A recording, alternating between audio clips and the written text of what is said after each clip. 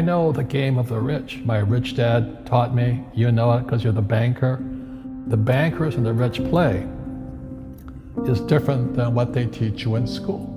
All over the world, what does school teach you about money? And the answer is nothing. And that's not a mistake. That's not an accident. I knew that. Most people know that.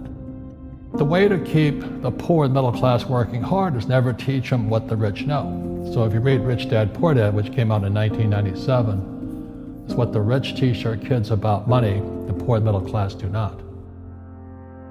Poverty hurts. I mean, I don't like it. And I don't like that our academic system, so it's not get a job, work hard, save money, and invest in a well-diversified portfolio of stocks, bonds, mutual funds, and ETFs. The financial industry is two things, debt and taxes. In 1971, Nixon took the dollar off the gold standard, and the US dollar became debt. I make a lot of mistakes, but that's how I learn. How can I?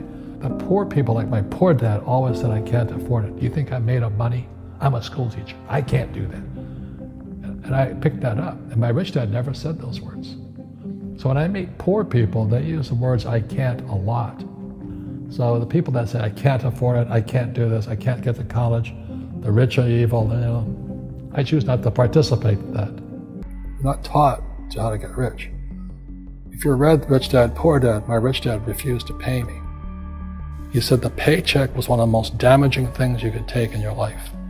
He says the moment you take a paycheck, you're an employee, and that's the mindset.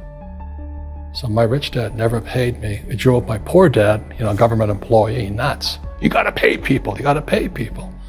And rich dad was not saying that the paycheck was bad. He says you didn't want to be a slave to money. So as an entrepreneur, you know, if rich dad folded, I just started another company. I don't need a paycheck. I don't need anybody to take care of me. If my government doesn't like me, I move to another country because they need entrepreneurs there.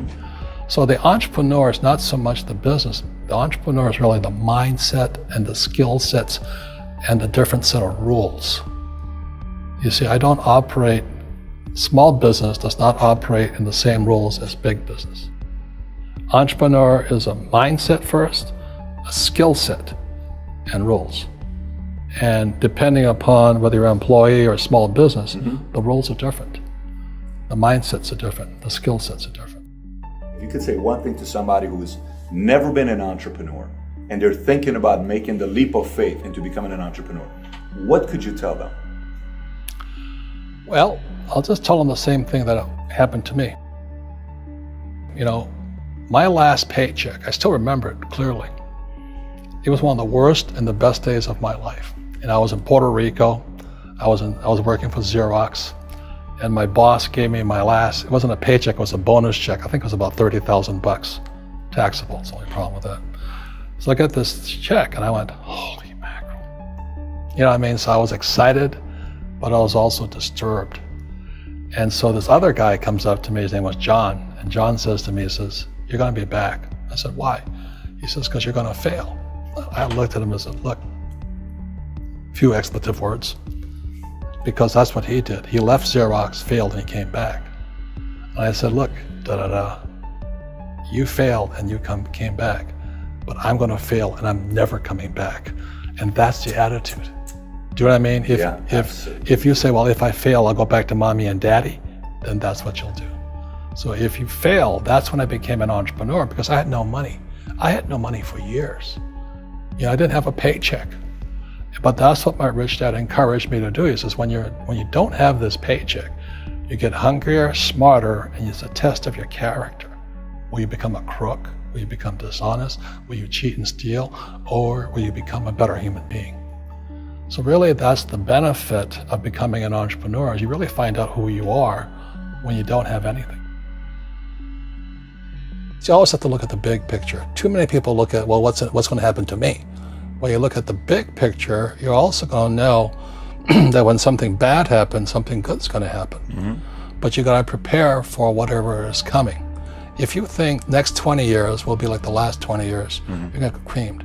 You know, when you and I go to the supermarket and we buy a carton of milk, we always check for the expiration date.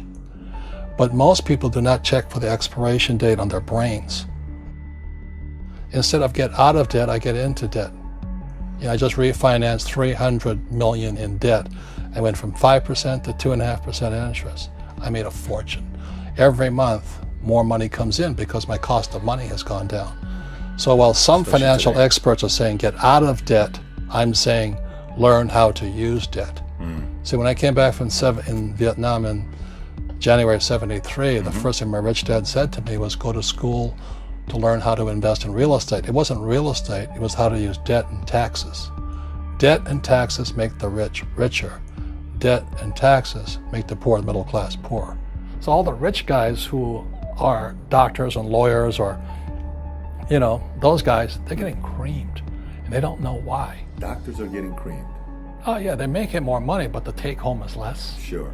My doctor just yelled at me, he was happy, he says, oh, guess what, I finally made $1 million. And I said, yeah, this was just 3 weeks ago. And so I said, yeah, well, how much you pay in tax? He says, $750,000 in taxes.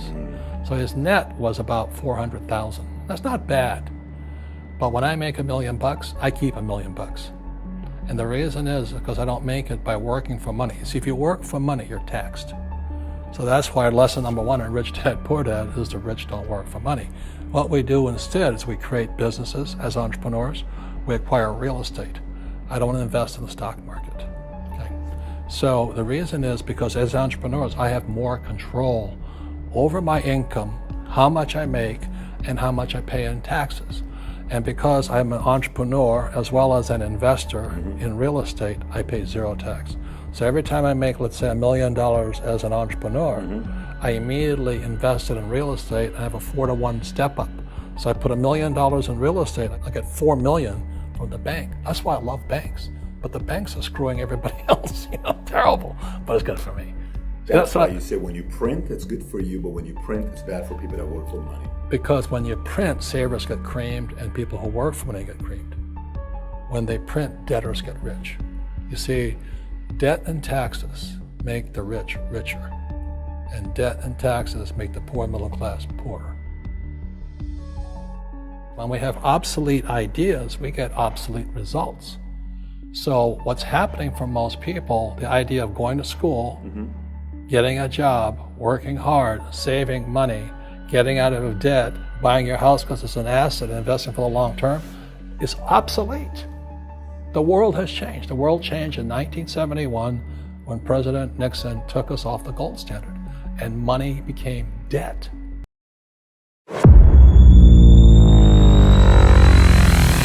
My poor dad always said to me, go to school and get a high-paying job. That's not wealth. That's a job. You can get fired, And then my rich dad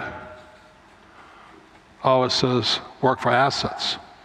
So there's basically 4 asset classes that makes a person rich, and there's lots of more, the subheadings and all this. But number 1 is a business. The richest young guys today start companies. It's called Facebook, Google, Apple, stuff like that, Number 2 is real estate. So what my rich dad taught me is a combination of being an entrepreneur in business and entrepreneur in real estate. It's that combination is I pay no tax and I make a lot more money. Okay, so a lot of guys say, well, I have a business. I say, well, how much real estate you got? Without real estate, you pay tax. That's the problem. And then there's paper, which is stocks, bonds, mutual funds, and savings. That's what most people should be in. The reason savings are good, paper is good, like stocks, bonds, mutual funds, are liquid. You make a mistake, you can get in and out real quick. Called liquid. The trouble with these two, you make a mistake, you're there forever. Can't get in and out. So that's why you gotta be very smart before you go in. And the last is commodities. And that's why I own oil. And as the price of oil goes down, people say, oh, you're losing money. I said, no, because in the US, if you deal in oil, you get tax breaks. So I invest $1 million in oil, I get 800,000 back. So I get 80% return day 1. So oil is very, very profitable. But I don't invest in oil stocks, very different. Okay, so if oil goes to $20 a barrel, I'm still cash flowing, still making money. So it's at about 40 right now. Hope it doesn't go too much farther, but I still make money.